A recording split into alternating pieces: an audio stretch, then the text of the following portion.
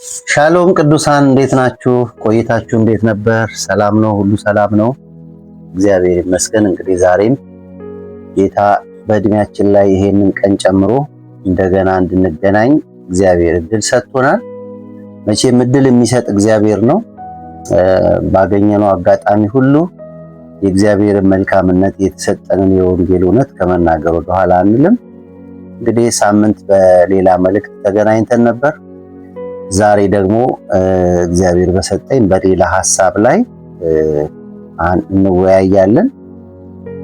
እግዚአብሔር መልካም ነው። እያያችሁን እያበረታታችሁን ያላችሁ ቅዱሳን እንግዲህ ዛሬም ለእናንተ ሌላ መልእክት ይዤ ወደ እናንተ መጥቻለሁ። ማበረታታችሁን ቀጥሉ። በጣም ወዳችኋለሁ። የዛሬ መልእክት ከማቅረቤ በፊት እስቲ እንጸልይ። ቅዱስና ጻድቅ የሆንክ አምላካችን እግዚአብሔር እናመሰግናለን። በዚህ ፕላትፎርም በዚህ ሚዲያ ላይ በዚህ አይነት መንገድ የመንግስትህን ስራ እንድንሰራ የወንጌልን እውነት እንድንናገር ሰዎች የሚታነጹበት እግዚአብሔር የዘላለም አምላክ ትውልድ የሚታነጽበት ይሄን የወንጌል እውነት ስንነጋገር ስንወያይ በመንፈስህ ሁላችንን እንድትረዳን ጸጋህን እንድታበዛልን መስማት ብቻ ሳይሆን የምንሰማውን ነገር የምንተገብር ለቃልህ የምንገኝ በቃል ውስጥ ራሳችንን እያነጽን ራሳችንን ወደፊት የምንገነባ እንድንሆን በጌታ በኢየሱስ ክርስቶስ ማስተዋልን እንድትሰጠን እጸልያለሁ። የጥበብ አምላክ ጥበብን እንድትሞላን፣ የኃይል አምላክ ኃይልህን እንድትሞላን፣ የፍቅር አምላክ በፍቅርህ እንድትሞላን ጊዜውን ዘመናችንን ለአንተ አሳልፈን ሰጠን። እናመሰግንሃለን በናዝሬቱ ጌታ በኢየሱስ ስም አሜን። ጌታ የተባረከ ይሁን። እንግዲህ ዛሬ ማካፈላችሁ ሐሳብ ከርዕሱ ነው የምጀምርላችሁ። የለውጥ ኃይል በሚል ሐሳብ የእግዚአብሔርን ሐሳብ እንካፈላለን። በሌላ በቅንፍ ውስጥ ከፈለጋችሁ መለወጥ ወይስ ለውጥ፣ ብዙ ጊዜ ሁለቱ አንድ አይነት ይመስሉናል። ነገር ግን በክርስትና ዓለም ማሰብ ያለብን ነገር በጥልቀት ማሰብ ያለብን ነገር እየተለወጥን ካልሄድን ያሉን ነገሮች እየተለወጡ አፕዴት ካልሆኑ በጣም ወደ ኋላ እንደምንቀር ስለማስብ ነው ይሄን መልእክት ወደ እናንተ ይዤ የመጣሁት። ታዲያ ለመለወጥ የሚያስፈልገን ጥበብ ምንድነው? የሚያስፈልገን ነገር ምንድነው የሚለውን አብረን እናያለን። እንግዲህ በምድር ላይ የሚኖር ሰው ከአዳም ዘመን ጀምሮ እስካሁን ያለን ሰዎች ወር ከዚህም በኋላ የምንቀጥል ሰዎች ለውጥ በጣም ያስፈልገናል። ለውጥ በየዘመናቱ ያስፈልጋሉ። ባይዘዌ የማይለወጥ እግዚአብሔር ብቻ። እግዚአብሔር የሰው ልጅ ካገኘው ጊዜ ጀምሮ የተለወጠ የተሻሻለ ማንነት የለውም። እግዚአብሔር ብቻ ነው የማይለወጠው። ሁኔታ ይለወጣል፣ ዘመን ይለወጣል፣ አጋጣሚዎች ይለወጣሉ፣ የአኗኗር ስታይል ይለወጣል፣ የአለባበስ ስታይል ይለወጣል፣ ሁሉ ነገር ይለወጣል። አመለካከት ይቀየራል። ለውጥን መጽሐፍ ቅዱስ ያበረታታል። በአእምሮ መታደስ ተለወጡ ይላል። ለውጥ ያስፈልጋል።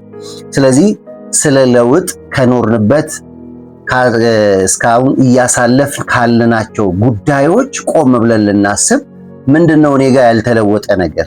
ምንድነው እኔ ጋር ያልተቀየረ ነገር? ምን ይቀረኛል? እያደግኩ ነው ወይ? እድገቴን የያዘ ነገር ምንድነው? እሱን እንዴት ነው መለወጥ ያለብኝ? መንፈሳዊ ሕይወቴን እንዳያድግ ያደረገ ነገር ምንድነው? እንዴት ነው መለወጥ ያለብኝ? አንዳንድ እውነታዎች መነካት አለባቸው። ስለዚህ የለውጥ ኃይል በሚል ሐሳብ አብረን እንካፈላለን። እንግዲህ ለውጥ ምንድነው ከሚለው እንነሳ። ለውጥ ማለት ከተለመደ ወይም ከታወቀ ከኖረ አብሮን ከከረመ አሰራርና ሁነት ወደ አዲስ ወዳልተለመደ እንግዳ ወደሆነ ነገር ወይም እንግዳ ወደሆነ አሰራር ሁነት ወዘተ መቀየር የመቀየር ሂደት ነው። ትላንት የለመድነው ነገር አለ፣ አብሮን የቆየ ነገር አለ።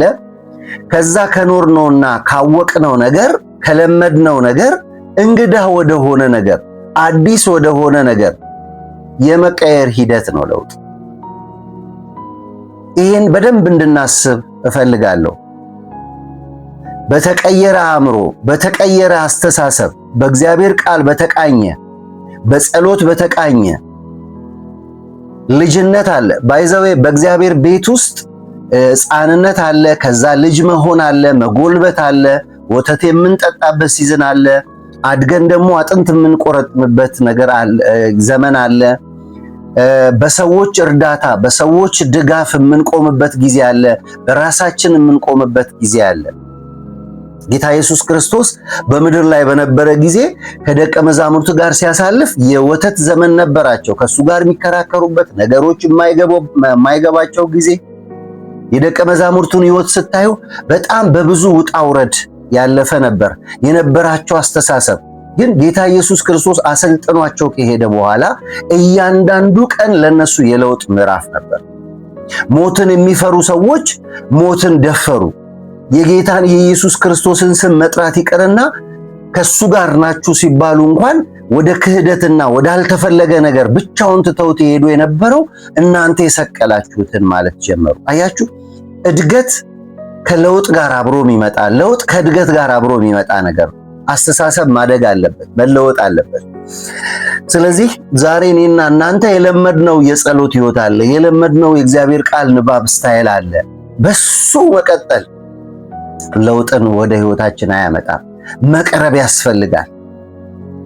ብዙ ጊዜ የሰው ልጆች ባህሪ ስንመለከት ለውጥ እንፈልጋለን፣ ግን የለውጡ አካል መሆን አንፈልግም። ለውጥ እንፈልጋለን፣ ግን የለውጡ አካል መሆን አንፈልግም። የለውጡ አካል መሆን ያቅተናል። ምክንያቱ ለምን መሰላችሁ? ለውጥ ከራስ ስለሚጀምር። ለውጥ ከዛ ሰው አይጀምርም። ለውጥ የሚጀምረው ከራስ ነው። በኋላ በደንብ እናነሳበታለን። ለውጥ ከራስ የሚጀምር ከሆነ ሰው ራሱን ነው ማሸነፍ ያለበት፣ ራሱን ነው መግታት ያለበት፣ ራሱን ነው ማስተካከል ያለበት። እንዴት ነው ነገሬን ምለውጠው? እንዴት ነው የጸሎት ሕይወቴን ምቀይረው? የተሻለ ጸላይ፣ የተሻለ አንባቢ፣ የተሻለ ትጉ አገልጋይ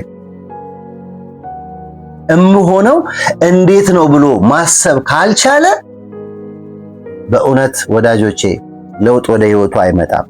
ለውጥ መስዋዕትነት ይጠይቃል። ዋጋ መክፈል ይጠይቃል።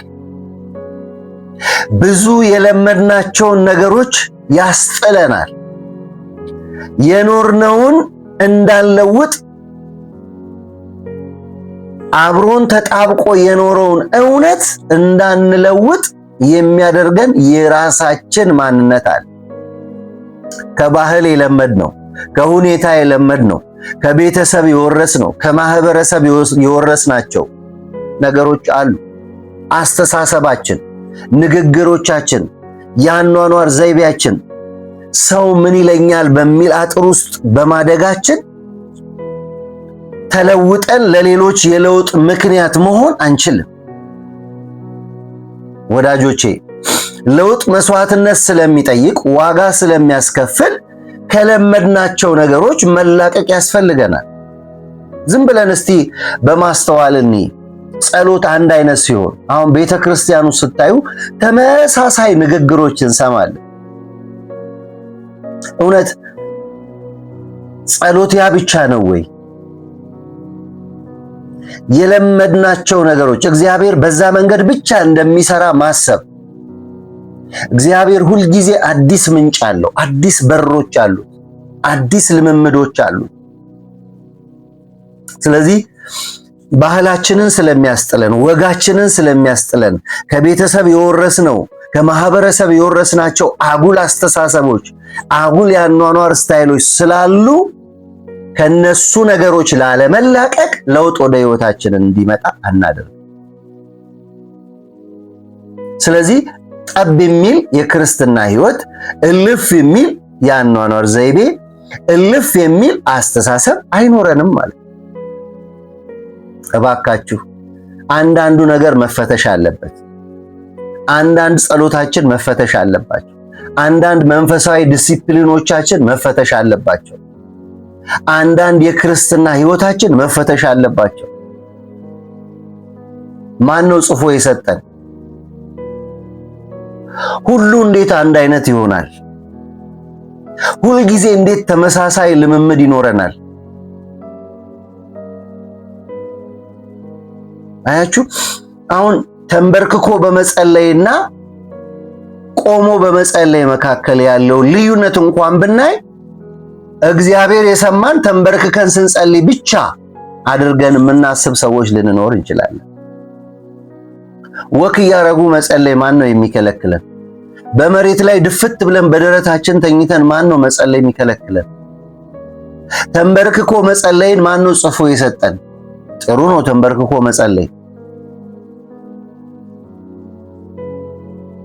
ወንጌል የምንሰብክባቸው መንገዶች አንድ አይነት ናቸው። በህይወት መስበክ አልቻልንም። ኢየሱስ ያድናል ብለን ብቻ በአደባባይ መስበክ ሆነናል። አያችሁ፣ ያሰባበክ ስታይላችን፣ የወንጌል ስርጭት ስታይላችን እንኳን የተለያዩ መሆን አለባቸው። ስትራቴጂክ መሆን አለባቸው።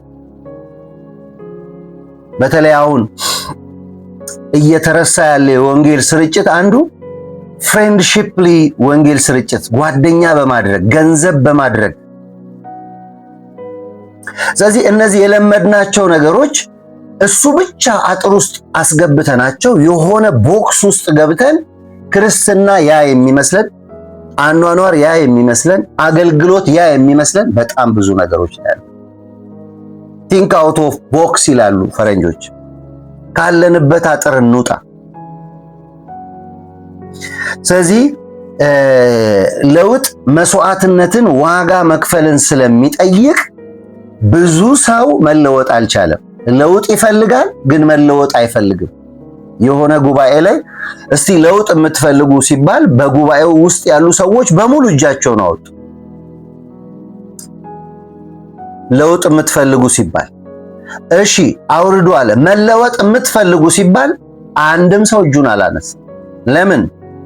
ሰው ካለበት ቦታ መለወጥ፣ ካለበት አስተሳሰብ እልፍ ማለት የሆነ ነገር የሚያበላሽ ይመስለዋል። ስለዚህ ዛሬ የምናነሳው ለመለወጥ የሚረዱንን ጽንሰ ሐሳቦች አብረን እናነሳለን። እንግዲህ ለውጥ የሚጀምረው ከመለወጥ ነው ወዳጆቼ። ያልተለወጠ ሰው ለውጥ ወደ ህይወቱ አይመጣም። እኛ ሳንለወጥ የሚለወጥ ነገር የለም።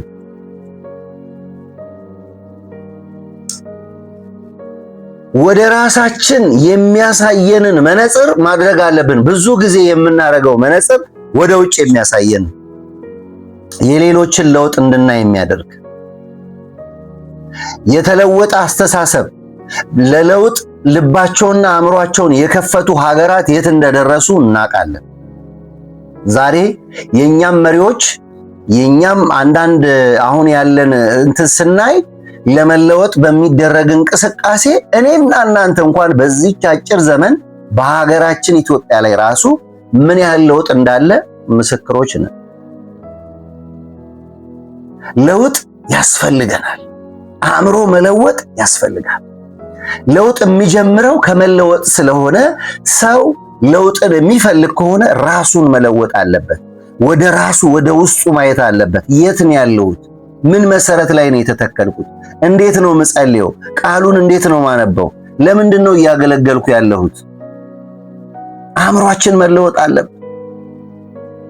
ጸሎት እምጸልየው ሪሌሽንሺፕን ለማጠናከር ነው ወይስ የሆነ ነገር ከሱ ለመቀበል? መለወጥ አለበት።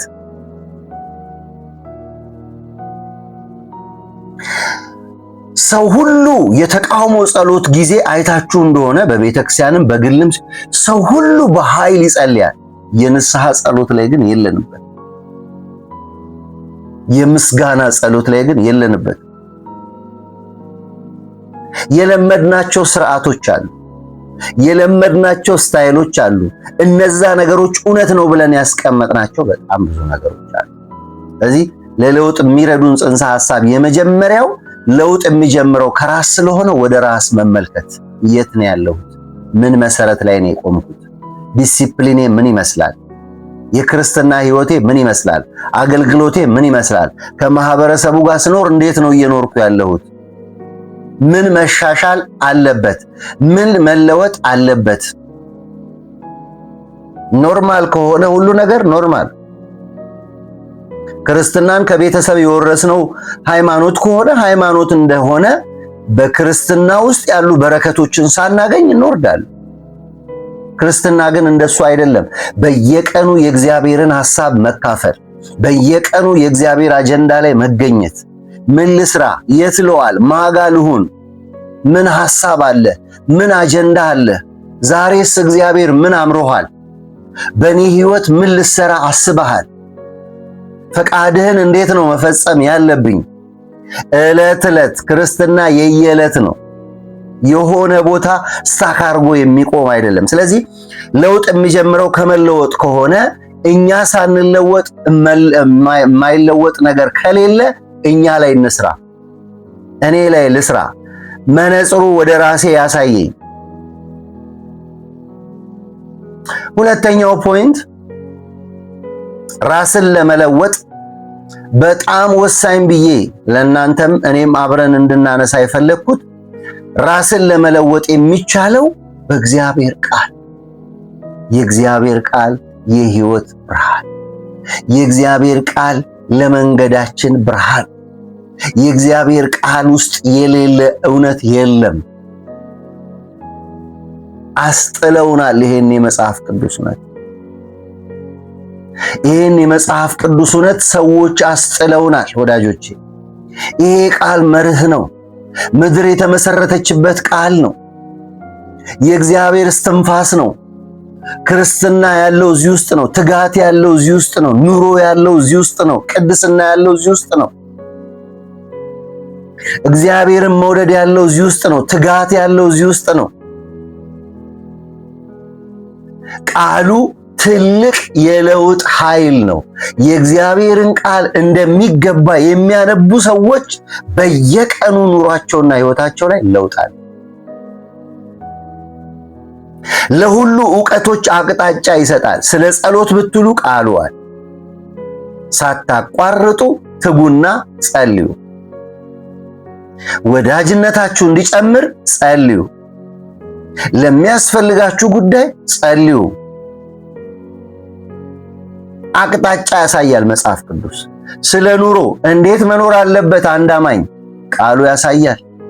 ከሰው ጋር እንዴት መኖር አለበት፣ ከእግዚአብሔር ጋር እንዴት መኖር አለበት፣ ከራሱ ጋር እንዴት መኖር አለበት፣ እግዚአብሔር ከሰጠው ምድራዊ ሕይወት ጋር እንዴት መኖር አለበት ቃሉ ስለ ኑሮ ይናገራል። ወደ ቃሉ እንመለስ። ስለ ትጋት ይናገራል። ጳውሎስ እንደውም ሲናገር ሊሰራ የማይወድ አይብላ ይላል። እናንተ በቤት ውስጥ ያላችሁ፣ በስራ በመንግስት የተለያየ ተቋም ውስጥ በስራ ገበታ ላይ ያላችሁ እንዴት በምን ያህል ትጋት ነው አገልግሎታችንን ስራችንን እየፈጸምን ያለን? ስለ እድገት ይሄ መጽሐፍ ቅዱስ ያወራል። ስለ ውጤታማነት ይሄ መጽሐፍ ቅዱስ ያወራል። ሀገር ስለ መምራት ጥበብ ይሰጣል። ቤተሰብ ስለ መምራት ጥበብ ይሰጣል። እግዚአብሔር ቃል ኑሮን ስለ መምራት ጥበብ ይሰጣል። ቤተሰብን ስለ ማስተዳደር ይሄ ቃል ጥበብ ይሰጣል።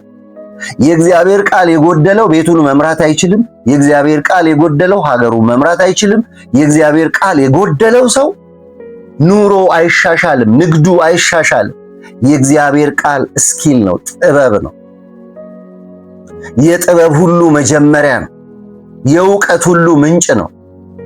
ኦል ሳይንቲስቶች ከዚህ ተነስተው ነው ዓለምን ያስተዳደሩት። እግዚአብሔር የፈጠራቸው፣ እግዚአብሔር የፈጠረው ዓለም፣ እግዚአብሔር በፈጠረው ዓለም ውስጥ ሰው እንዴት ይኖራል? እንዴት ይኖራል? በመግዛት ይኖራል፣ በማስተዳደር ይኖራል፣ ምድርን በመሙላት ይኖራል። ለአዳም የተሰጠ ስልጣን ዛሬ ድረስ ይሰራል። ምድርን ሙሏት፣ ግዟት። ስለዚህ ወደ ቃሉ ካልተመለስን ለውጥ ወደ ሕይወታችን አይመጣም። የእግዚአብሔር ቃል የለውጥ ኃይል፣ የእግዚአብሔር ቃል ነገሮቻችን እንዲለውጡ ያደርጋል። አሮጌው አስተሳሰባችን ይቀየራል። ከባህል የወሰድነውን ከእግዚአብሔር ቃል ጋር የማይሄደውን፣ ከሰዎች የወሰድነውን ከእግዚአብሔር ቃል ጋር የማይሄደውን እየጣልን ህይወታችን እንዲቀጥል በለውጥ ጎዳና ወደፊት እንድንሄድ የሚያደርገን እግዚአብሔር ቃል። ታላላቅ ሰዎች፣ ምድርን የለወጡ ሰዎች ይሄን ወንጌል ያነበቡ ሰዎች። ለውጥ ነገሮችን አጥርቶ በመስማትና በማየት በመወሰን ጨምሮ የሚጀመር ነው። ለውጥ ነገሮችን አጥርቶ ማየት። እንዴት ነው እየኖርኩ ያለሁት? ለምንድን ነው ማገለግለው? ለምንድን ነው ምጸልየው? ለምንድን ነው ወደ ቤተ ክርስቲያን የሚሄደው? አጥርቶ መስማት ይፈልጋል ከቃሉ። አጥርቶ ማየት ይፈልጋል። እሱ ብቻ በቂ አይደለም። ለውጥ መወሰንን ይጠይቃል። የማይወሰን ሰው አንድም ለውጥ ወደ ህይወቱ አይመጣም። ወስኖ የሚጀምር ሰው ውሳኔውን እያጸና ከሄደ፣ በውሳኔው ጠንክሮ ከሄደ፣ ውሳኔውን ይዞ የሚሄድ ከሆነ እውነቴን ነው የምላችሁ በህይወቱ ብዙ አይነት ለውጦች ይመጣሉ። ስለዚህ ራስን ለመለወጥ ዛሬውኑ መወሰን ያስፈልጋል።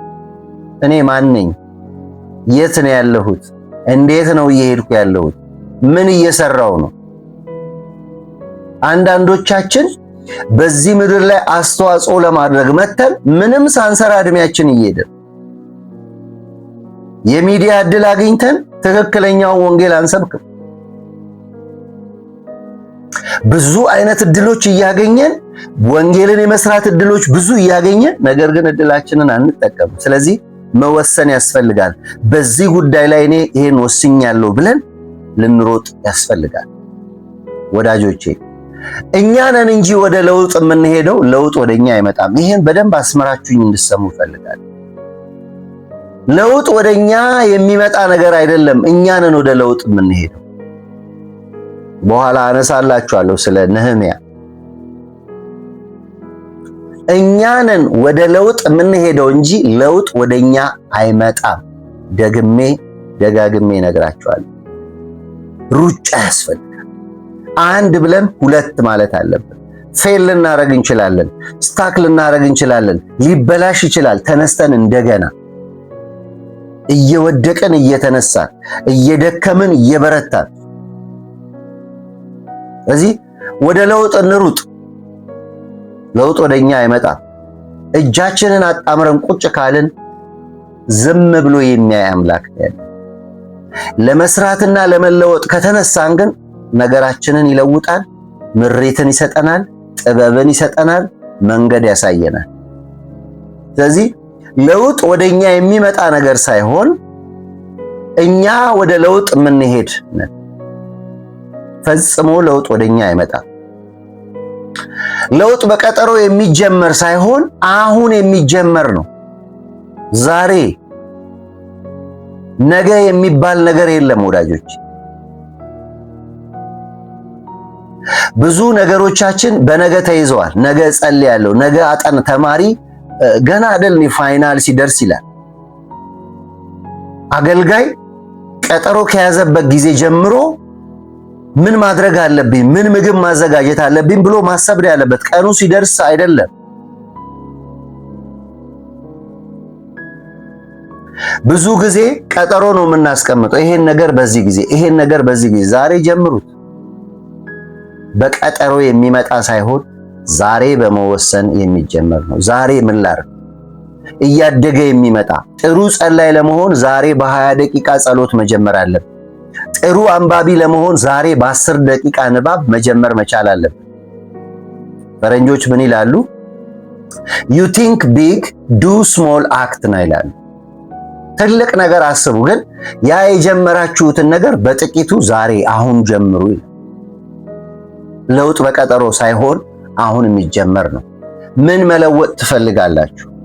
በእናንተ ህይወት ውስጥ ምን ለውጥ እንዲመጣ ትፈልጋላችሁ? ቅዱሳን፣ ይህን መልእክት የምትሰሙ አገልጋዮች፣ አባቶቼ፣ እናቶቼ ምን ነገራችሁ እንዲለወጥ ትፈልጋላችሁ? እኔ ዛሬ እነግራችኋለሁ። አሁን ጀምሩት። ጸሎት ነው፣ በ10 ደቂቃ ጀምሩ። ትጋት ነው፣ ዛሬ በ10 ደቂቃ ጀምሩ። ጥናት ነው ተማሪዎች፣ ዛሬ በ10 ደቂቃ ጀምሩት።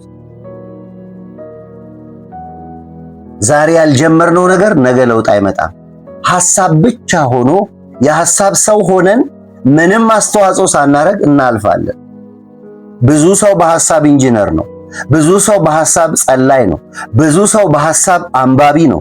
ብዙ ሰው በሐሳብ መድረስ የሚፈልገው በንግዱ በስራው መድረስ የሚፈልገው ነገር አለ። ሐሳብ መሬት ላይ ካልመጣ ሐሳብ ሆኖ ነው የሚቀረው። መጻፍ የሚፈልግ ቁጭ ብለህ ዛሬ መጻፍ ጀምር። ማንበብ የሚፈልግ ዛሬ ቁጭ ብለህ አንብብ።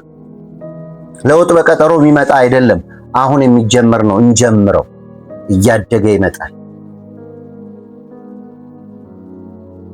ለውጥ ከትንሽ ይጀምራል፣ እያደገ ይሄዳል።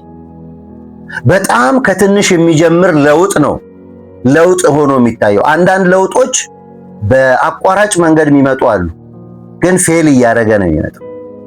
በትክክለኛው መንገድ ግን በትንሹ የሚመጣ ለውጥ ሀገርን፣ አካባቢን፣ ሁኔታን ቀይሮ ያልፋል። ለውጥ ግላዊ ይሆንና ወደ ሌሎች ያድጋል። አንድ እናት አንድ ጊዜ ምን ምስክርነት ሰጠችን? እኛ ካገለገልናቸው ልጆች መካከል አንዱ እኛ ካስተማርነው በኋላ ስለ ጸሎት ካስተማርነው በኋላ ልጁ ቤት ሄዶ መጸለይ ጀመረ። ትንሽ ልጅ ነውና በየቀኑ አሁን ምን አይነት ነገር ላይ እንዳለ አላቅም፣ ግን በወቅቱ ራሱን በጸሎት ለመገንባት ስለፈለገ ጧት ተነስቶ ይንበረከካል አለች እናትየው ስትመሰክርልን የሰማው። እና እኛ ቤት እንዲህ ተንበርክኮ በግል መጸለይ አልተለመደም አለች፣ ግን ክርስቲያኖች ናቸው። እና 2 ቀን 3 ቀን እያደረገ ሲመጣ እኔ መኮነን ጀመርኩ አለች። እንዴ ይሄ ሕፃን ልጅ ከኔ ኋላ የመጣው ልጅ እኔ የወለድኩት ልጅ ተንበርክኮ እየጸለየ እኔ እንዴት ነው ማልጸልየው ብላ እናትየውም ከቀናት በኋላ ከልጇ ጎን ተነስታ መንበርከክ ጀመረች። አያችሁ፣ ይሄ ልጅ የተማረውን እውነት ለመለማመድ መንበርከክ ጀመረ። እሱ ጋር ለውጥ መጣ። ልክ እሱ ጋር በግሉ የጸሎት ህይወት ሲጀምር አካባቢው ላይ ያሉ ሰዎችን አነቃቅ። አያችሁ፣ እንደዚህ ነው ስንጸልይ እኛም ብቻ ሳይሆን አካባቢያችን ላይ ንቃት ይመጣል። እንደው እንደናንተ ተንበርክኮ ባይጸልይ እንኳን በሐሳቡ መጸለይ ይጀምራል። ወደ ኋላ የቀረ ስለሚመስለው እኔም መሳተፍ አለብኝ ብሎ ስለሚያስብ ይጀምራል። ስለዚህ ለውጥ ከትንሽ ይጀምራል፣ እያደገ ይሄዳል። ለውጥ ግላዊ ይሆንና ወደ ሌሎች ያድጋል። ለውጥ ወዳጆቼ ትግልና እንግልት አለው፣ ያሰቃያል። ምክንያቱም ከሰው ልጆች ተሞክሮ አንጻር ስናይ ለምንድነው ትግልና ለውጥ ያለው? ለውጡን የሚቀበሉ ሰዎች አሉ። ለለውጡ ፍላጎት የማያሳዩ ሰዎች አሉ። ለውጡን የሚደግፉም የማይደግፉም ግን መሃል ሰፋሪዎች ደግሞ አሉ። አሁን እናንተ መጸለይ ስትጀምሩ ምነው አመናፈስክ የሚሉ አሉ። ምነው ፓስተር አጫወተ፣ ምነው እኔም ብቻ ስሙኝ አልክ የሚል አለ፣ የሚቃወም። አንዳንዱ ደግሞ ጥሩ ነው በርታ፣ ጎሽ አሁን ጥሩ መንፈሳዊ ህይወት ላይ ነህ፣ እግዚአብሔር ይርዳ፣ ጉልበት ይስጥህ ብሎ የኛን መንፈሳዊ ህይወት የሚያበረታታ ደግሞ አለ። ከዛ በተቃራኒ ደግሞ ወይ ተቃውሞ አያሰማም ወይ ድጋፍ አይሰጥም፣ ዝም የሚል ደግሞ አለ። እሱን ሰው ሽሹ። የሚቃወማችሁ ሰው ለናንተ ወደፊት የለውጥ ኃይል እንዲሆናችሁ እንደ ኢነርጂ እንደ ማርሽ ቁጠሩት። ጸሎቴ ሰው እየረበሸ ነው ማለት ነው፣ ጸሎቴ ሌሎችን እያናጋ ነው ማለት ነው። መልካም ነገር ስሩ እንጂ ሰዎች ሲቃወሟችሁ ተቃውሞውን እየሰማችሁ ማሻሻል ያለባችሁን እያሻሻላችሁ ወደፊት መቀጠል ነው። የሚደግፏችሁን አብራችሁ ሐሳባቸውን እየተቀበላችሁ እንዳይሞቃችሁ መቀጠል ነው። የሚቃወሟችሁን ደግሞ ለምን ነው የሚቃወመኝ ብላችሁ እያሰባችሁ ተቃውሞ ውስጥ እናንተ ጋር ችግር ካለ ችግሩን እየፈታችሁ ወደፊት መቀጠል ነው። ኃይል ናቸው እናንተ ሰዎች። መሃል ሰፋሪዎች ግን ፍሯቸው። ለለውጥ ትልቁ ትግል ወይም ደግሞ ዝም ስትባሉ፣ ለውጥ እናንተ ዙሪያ እያለ ዝም ስትባሉ እነዛን ሰዎች መተው ነው ያለባችሁ። ስለዚህ ለውጥ ትግልና እንግልት ስላለው ብዙ ሰው ለውጥ አይፈልግም፣ መለወጥ አይፈልግም። ለውጥ ይፈልጋል። የሰው ተቃውሞ ይፈራሉ። ወዳጆቼ ስለ መለወጥ ሳይሆን እኔ ስለ ለውጥ ነው እያወራሁ ያለው። ስለ ለውጥ ሳይሆን ስለ መለወጥ ነው እያወራሁ ያለው። ባካችሁ እንለወጥ። ባልተለወጠ ልብ የሚለወጥ ነገር አይኖርም። ባልተለወጠ አእምሮ የሚቀየር ነገር አይኖርም። አዲስ የሚመጣ ነገር አይኖርም። እዛው ያችኑ ይዘን እንበሰብሳለን። ያችኑ ይዘን እናልፋለን። እዛው በተወለድንበት ሰፈር ተወልደን አድገን በተወለድንበት አልጋ እዛው አስክሬናችን ይወጣል። በተወለድንበት ሰፈር አገር መቀየር ስንችል፣ ሰፈር መቀየር ስንችል፣ አካባቢ መቀየር ስንችል እንደውም የተለወጡና ለውጥን ያመጡ ሰዎች እየተቃወምን ወደ ላይ እንዳናልፍ መጠንቀቅ ያስፈልገናል። ለውጥ ትላንት የለመድነውን የሚያስጥል ነው። የማይጠቅመውን እንጣል።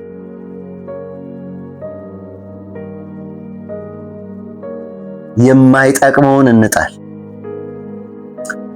ትላንት የለመድናቸው ግን ጥሩ ያልሆኑ፣ ትላንት የለመድናቸው ግን ህይወታችን እልፍ እንዳይል ያደረጉን። አንዳንድ ወላጆች ሲያሳድጉ ፈሪ አድርገው ነው የሚያሳድጉት። ይሄ ልሰራ ነው ስትሏቸው አያደፋፍሯችሁ።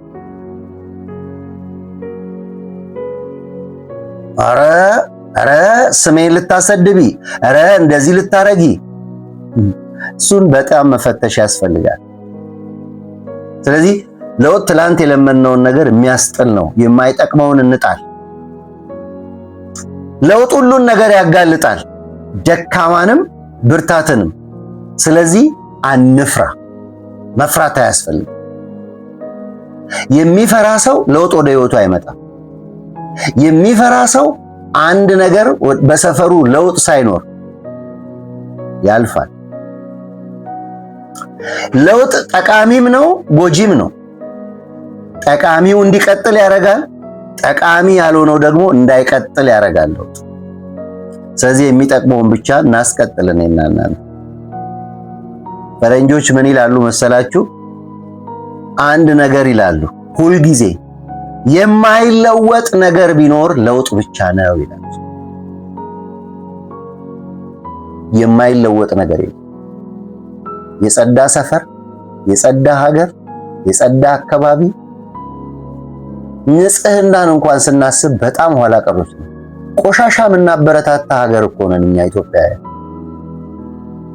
ሙዝ በልተን እኮ እንደዝና መንገድ ላይ ምንጥል ጀግኖች ነን። መንገድ ላይ መሽናትን እኮ በጣም የምናበረታታ ነን። ፈረንጆቹ ምን ይሏል? እንደውም አበሻ መጥገቡን የምታዩት መንገድ ላይ ወጥተው ሲሸኑ ነው ይላሉ። ስለዚህ ከዚህ የተነሳ ሀገራችን ለውጥ ሲመጣ፣ ሀገራችን ንጹህ ስትሆን እንኳን እኔና እናንተ የለውጡ ኃይል መሆን አልፈለግንም። ቆሻሻ ነገር ስለለመድን ማለት ነው። የለመድናቸው ነገሮች ያሉ ለውጥ ከትላንት አሉታዊ ድርጊቶች መላቀቅና ወደ አዎንታዊ ክንውኖች የመሸጋገሪያ ድልድይ ነው። ለውጥ ከትላንትና ከማይጠቅሙ ማን ነው በደና ሳህን መብላት ማይፈልግ? ማን ነው ደና ወንበር ላይ መቀመጥ ማይፈልግ? ማን ነው ደና መኪና መንዳት ማይፈልግ? ይፈልጋል እኮ ሰው ሁሉ። ግን አስተሳሰቡ አልተለወጠም። ስለ ድህነት እናወራለን፣ ስለ ድህነት እንሰብካለን። ነገር ግን ተለውጠን ሰዎች የደረሱበት ቦታ መድረስ አንችልም፣ አንፈልግም። ስለዚህ መላቀቅ ወደ አዎንታዊ ክንውኖች የመሸጋገሪያ ድልድይ ነው ለውጥ። እባካችሁ እንለወጥ።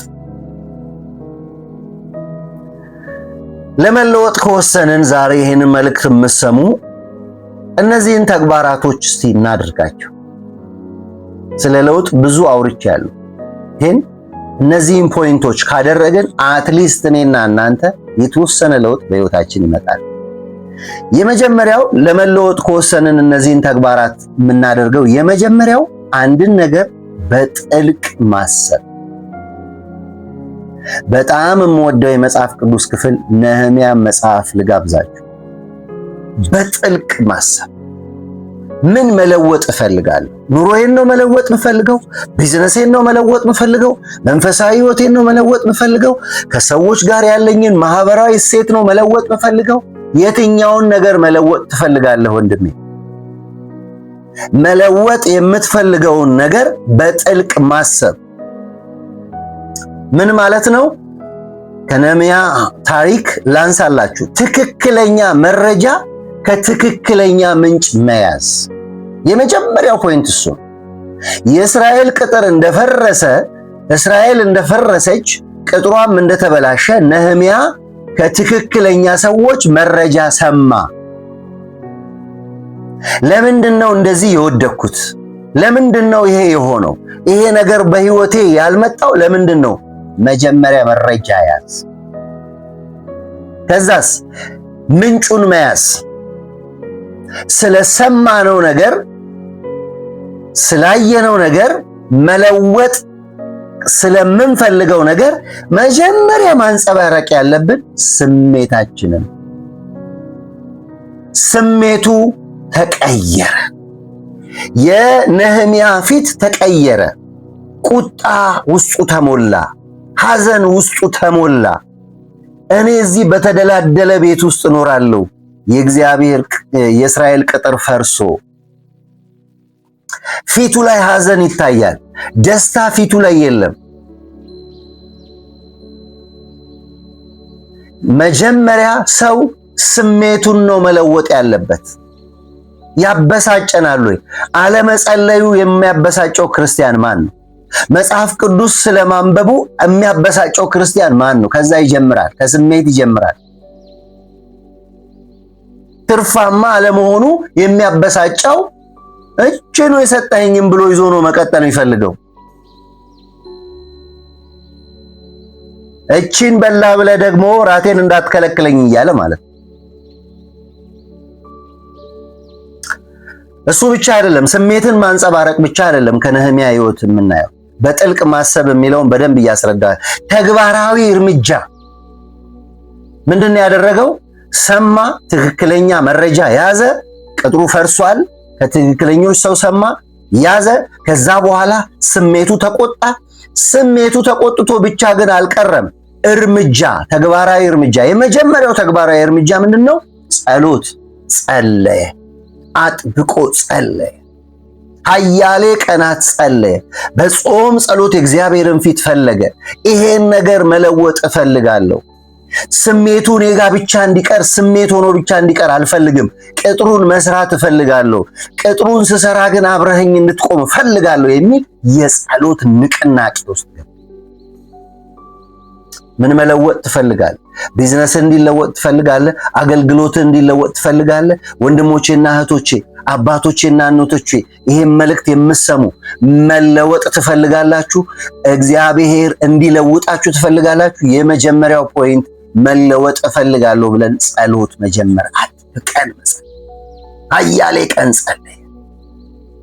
የኢየሱስ አገልግሎት የተለወጠው ከ40 ቀን ጸሎት በኋላ የመንፈስ ቅዱስ ኃይል ከወረደባቸው በኋላ ነው።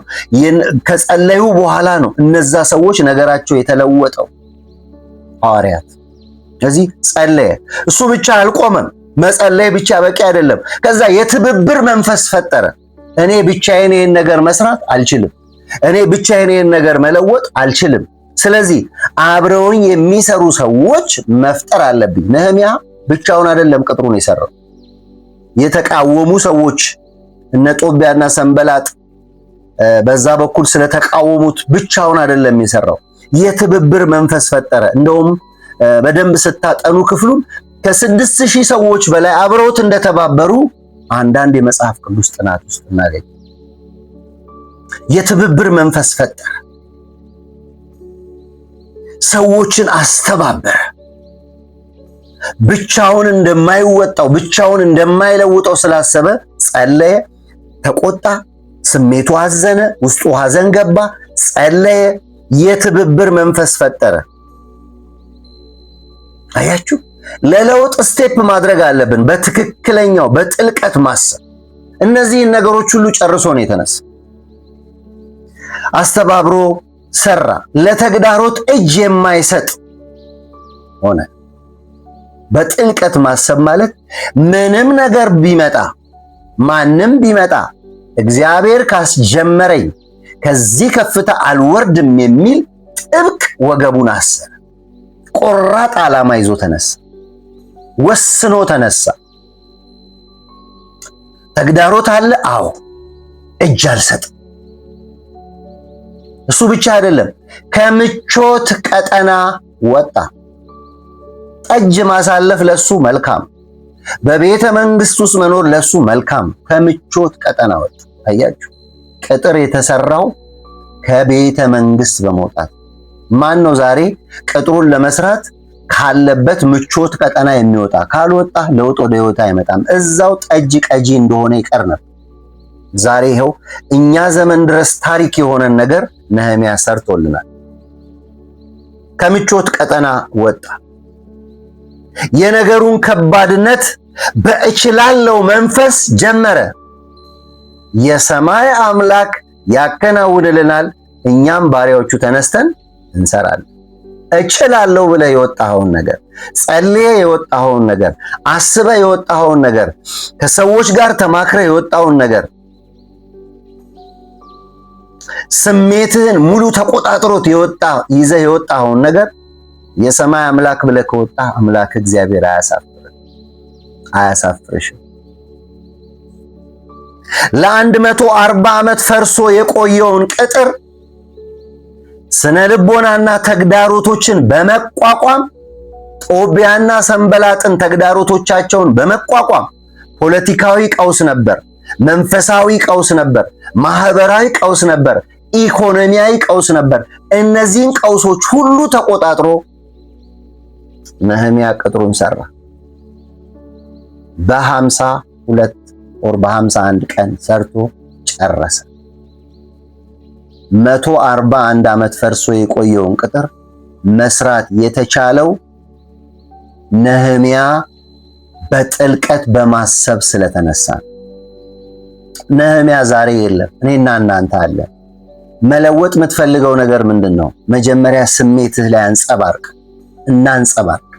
ከዛ በጉዳዩ አጥብቀን እንጸልይ፣ የጸሎት እርምጃ እናድርግ። ከዛ ተግባራዊ እንቅስቃሴ ውስጥ እንግባ፣ እንጸልይ። የትብብር መንፈስ እንፍጠር፣ እንማከር። ስለዛ መለወጥ ስለምንፈልገው ጉዳይ ከሰዎች እንማከር፣ እናንብብ፣ ከእግዚአብሔር እንማከር። አብረውን የሚረዱ የለውጥ ኃይል የሚሆኑ ሰዎች ካሉ ሰዎችን እናስተባብር። በእችላለሁ መንፈስ እንጀምር። የሰማይ አምላክ ያከናውንልናል ብለን እንጀምር። በጥልቀት ማሰብ ማለት እሱ ነው። ምንጩን መያዝ፣ ስሜትን ማንጸባረቅ፣ እርምጃ መውሰድ፣ የትብብር መንፈስ መፍጠር፣ ተግዳሮትን ለይሄ ማንኛውም ፖለቲካዊ፣ መንፈሳዊ፣ ማህበራዊ፣ ኢኮኖሚያዊ የሚመጡ ተግዳሮቶችን ለመቋቋም ወገብን አሰር ማድረግ፣ ወደ ተግባር መግባት፣ የሰማይ አምላክ ያከናውናል ብሎ መጀመር። ከዛ መጨረሻው ላይ እንደርሳለን። ለምስጋና እንበቃለን። ተለወጥኩ እኮ፣ ተቀየረ እኮ ነገሬ፣ ስሜ ተቀየረ፣ መንደሬ ተቀየረ፣ አስተሳሰቤ ተቀየረ፣ ቢዝነሴ ተቀየረ፣ አገልግሎቴ ተቀየረ ብለን ለምስጋና እንቆማለን። የመጀመሪያው በጥልቅ ማሰብ ነው እንደ ነህምያ። ሁለተኛው ማቀድና ግብ ማስቀመጥ። ለመለወጥ ከወሰንን ማድረግ ያለብን ተግባራዊ እርምጃዎች በጥልቀት ማሰብ ብያቸዋል። ሁለተኛው ማቀድና ግብ ማስቀመጥ። ማቀድ አንወድም ኢትዮጵያውያን። ይሄን ነገር ብለን ፕላን ኤ፣ ፕላን ቢ፣ ፕላን ሲ፣ ፕላን ዲ፣ እነዚህ ሁሉ ባይሳኩ በዚህ መንገድ ነህምያ አቀደ፣ ግብ አስቀመጠ፣ ታርጌት መታ፣ የእስራኤልን ቅጥር አደሰ። ለእግዚአብሔር ሥራ በወቅቱ የመጀመሪያ ከምርኮ በኋላ ቅጥሩን የማደስ የመጀመሪያ ተሳታፊ ሆነ። ትንቢቱ ለመፈጸም በሱ እጅ ላይ ትንቢቱ ለመፈጸም የ70 ዓመት አልቆ በአዲስ መንገድ እንዲኖሩ የመጀመሪያ ሰው ሆነ። ጠንካራና ድል የተሞላው ግብ አስቀመጠ፣ ካቀደበት ደረሰ። ለመለወጥ ከወሰንን በጥልቅ እናስብ፣ አቅደን እንስራ፣ ግብ አስቀምጠን እንስራ። ጠንካራ ጎንን ማየት ምንድነው? የኔ ጠንካራ ጎን ያንን ማስቀጠል፣ ድክመታችንን ማወቅና መቀበል፣ መስራት የማንችላቸውን ነገሮች ማድረግ የማንችላቸው ነገሮች ወደ ኋላ እንዳይጎትቱን እነሱን ማየት አለብን። ለመለወጥ ከወሰንን እድሎችን መጠቀም። በጣም ብዙ እድል ነው በዚህ ዘመን ያለው፣ በጣም ብዙ እድል። እኔ በጣም አዝናለሁ እዚህ ማህበራዊ ሚዲያ ላይ ወጥተን ስለ ራሳችን የምናወራ የወንጌል እድል የመስበክ ተሰጥቶን ቅራቅንቦና የሚያልፍ ነገር የምንሰብክ የሚያንጽ ነገር ማንናገር፣ ትክክለኛውን የክርስቶስን ወንጌል የእግዚአብሔርን መንግስት ማንናገር በጣም ብዙ ሚዲያ፣ ስለ ሃይማኖት የምንከራከር። የት ቦታ ነው ክርክር የገጠመው? እውነትን ተነጋገሩን የተባለው፣ ወንጌልን ስበኩን የተባለው። ሂስ አንስጥ እንደው አንዳንድ ነገሮች አንቃወም እያልኩ አይደለም፣ ግን ሁሌ እሱ ነው ስራ። ለምን እውነትን አንሰብክም? እውነት ወደ ሰዎች ይድረስ። እናንተ ዝም ያላችሁ እውነት እናንተ ጋር ያላችሁ ሰዎች ውጡና ተናገሩ፣ አክሰሱ ያላችሁ ሰዎች። ስለዚህ እድሎቻችንን መጠቀም። እግዚአብሔር ስልጣን የሰጠኝ ለምንድን ነው? እግዚአብሔር መድረክ የሰጠኝ ለምንድን ነው? እግዚአብሔር ኃላፊነት የሰጠኝ ለምንድን ነው? በዚህ ቦታ የተሾምኩት ለምንድን ነው? እናንተ የመንግስት ባለስልጣናት እግዚአብሔር እድል ሰጥቷችኋል፣ ሀገር እንድትቀይሩ፣ ሰላም እንድታመጡ፣ ነገሮች እንዲለወጡ። እናንተ የቤተ ክርስቲያን መሪዎች እድል ተሰጥቷችኋል። እንደኔ የሚዲያ እድል ያገኛችሁ እድል ተሰጥቶናል። እድላችንን እንጠቀም። ከዚህ የከፋ ዘመን ሊመጣ ይችላል። ወንጌል የማይሰበክበት ዘመን ነበር። እንኳን በቴሌቪዥን በአካል ለመናገር መጽሐፍ ቅዱስ በእጅ ይዞ ለመሄድ የሚታፈርበትና ሰዎች ጥቃት የሚደርስባቸው ዛሬ ሁሉ ነገር እድል ነው። ግን እድላችንን አንጠቀም።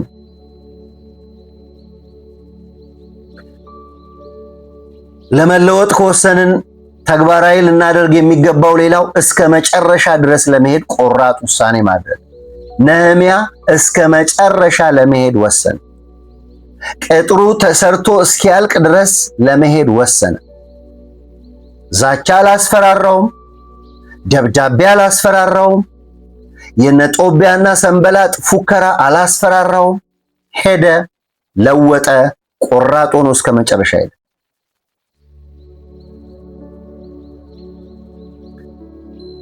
ለመለወጥ ከወሰንን ሌላው ማድረግ ያለብን ሌሎችን አሳታፊ ማድረግ። እኛ ብቻችንን መለወጥ የምንችለው ነገር የለም።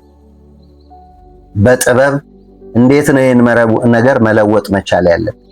ነህምያ ከሰዎች ጋር ተማከረ፣ ከጤናማ ሰዎች ጋር፣ የእሱን ሐሳብ ከሚደግፉ ሰዎች ጋር፣ ለለውጡ እጅ፣ ገንዘብ፣ ኃይል ከሚሰጡ ሰዎች ጋር አብሮ ቆመ። ስለዚህ እኛም ለመለወጥ ለምንፈልገው ጉዳይ የጸሎት ህይወት መለወጥ ፈልገን ከማይጸልይ ሰው ጋር ብንማከር አለመጸለይ ነው የሚጋባብን። ስለዚህ ሌሎችን አሳታፊ ማድረግ፣ ስልታዊ መሆን፣ ስትራቴጂክ መሆን፣ እንዴት ባደርግ፣ መቼ ባደርግ።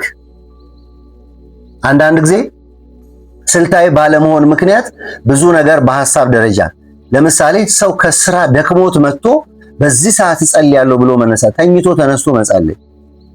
ስልታዊ መሆን። እቤት የማይመች ሁኔታ ካለ እንሂድ፣ 30 ደቂቃ ወክ እያረግን እንሂድ፣ እየጸለይን 30 ደቂቃ ወክ እያረግን እንመለስ። 1 ሰዓት ጸለይን ማለት ማን ይከለክለናል? ስልታዊ መሆን ያስፈልጋል። ህልመኛ መሆን። ህልመኛ ለመሆን በቂ ረፍት ማድረግ ይጠይቃል። ተረጋግቶ ቁጭ ብሎ ማሰብን ይጠይቃል። ስንጸልይ ብዙ ከማውራት ብዙ ማድመጥን ይፈልጋል ህልመኛ መሆን። ለውጥ የምንፈልግ ከሆነ መለወጥ የምንፈልግ ከሆነ ህልመኛ መሆን ይጠይቃል። ህልመኛ መሆን ይጠይቃል። ህልም ነበረው ነህምያ። የእስራኤል ቅጥር ተሰርቶ በስነ ልቦናው በህሊናው አይቶ ነበር። እዚህ ይጸልይ ነበር። ተረጋግቶ ቁጭ ብሎ በቤተ መንግስት አስቦ ነው የወጣው። አስፈቅዶ ነው የወጣው። አሳውቆ ነው የወጣው።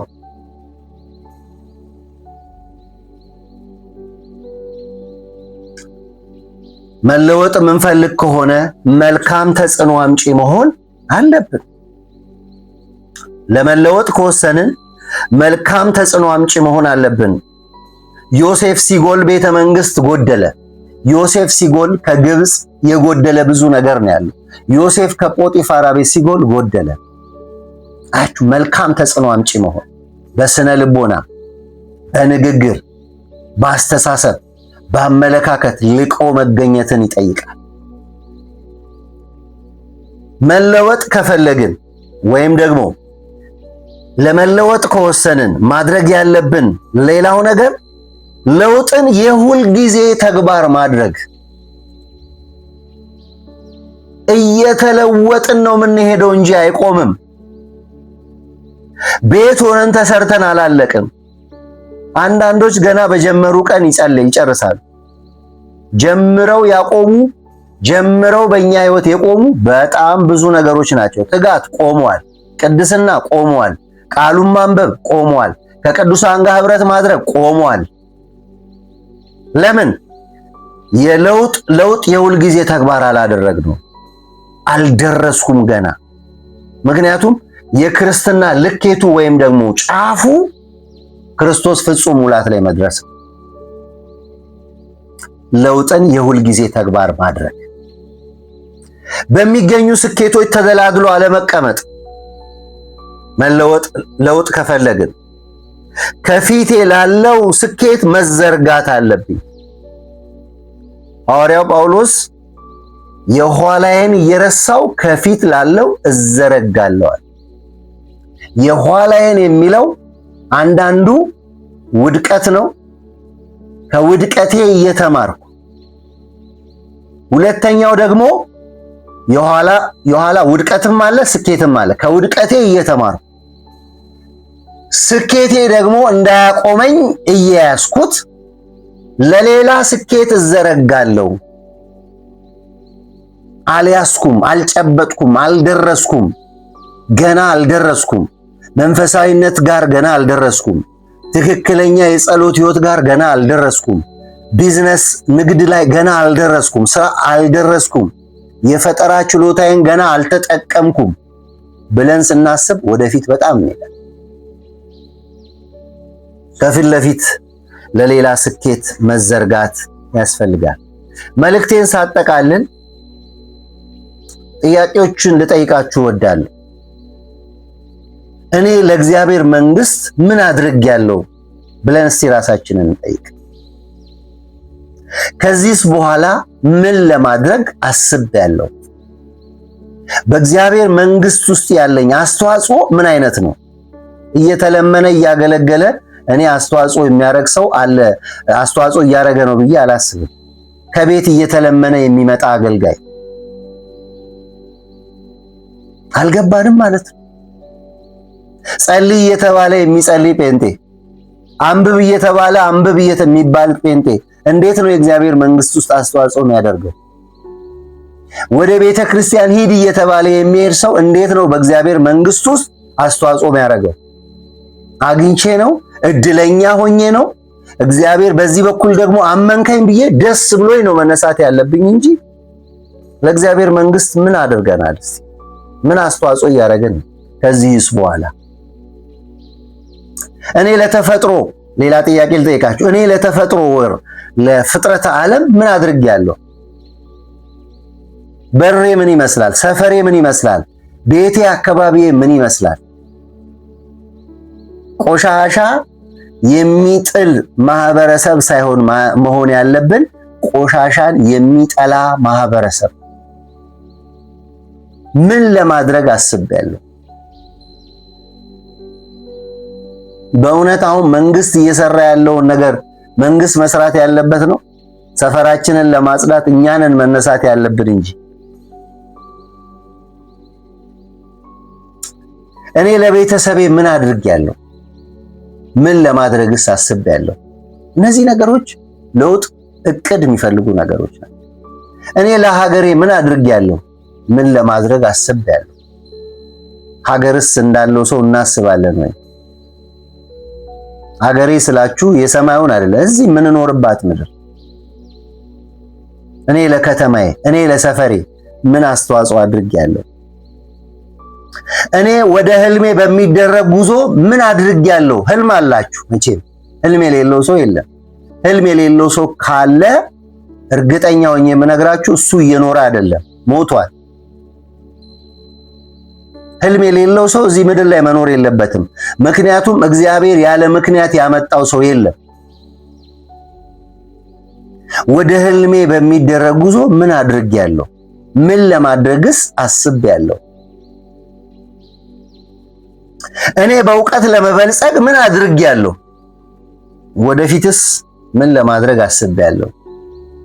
ዕውቀት ከብዙ ነገር ያድናል። ዕውቀት ብዙ ነገር ይለውጣል። ዕውቀት ብዙ ነገር ይቀይራል። እነዚህ ነገሮች ለማድረግ የኛ በሁለንተና መለወጥ ወሳኝ። የተለወጠ በደንብ ስሙኝ፣ የተለወጠ በመጀመሪያ ራሱን ይቀይራል፣ በመቀጠል አካባቢውን ይቀይራል፣ ከዚያ ሀገሩን ይቀይራል። እዚህ ይጀምራል፣ ወደ ሌሎች ይሄዳል፣ ሀገሩን ይወርሳል። ምን እየሰራን ነው? የለውጥ ኃይል ለሁላችን ያስፈልጋል። ለውጥ ለሁላችን ያስፈልጋል፣ ግን ከመለወጥ ይጀምራል። እግዚአብሔር ይባርካችሁ። መለወጥ የምትፈልጉትን ነገር አስቡ፣ ጸልዩበት፣ እቅድ አውጡ፣ ጻፉ፣ ተጋፈጡ። ከዛ ነገር ጋር ለውጥ ወደ ህይወታችሁ ይመጣል። እኛ ከተለወጥን የማይለወጥ ነገር የለም። እግዚአብሔር ይባርካችሁ። ይህም መልእክት ከጠቀማችሁ ራሳችሁም ተጠቀሙበት፣ ለሌሎችም ሼር አድርጉ። በሌላ መልእክት እንገናኛለን። ሻሎም።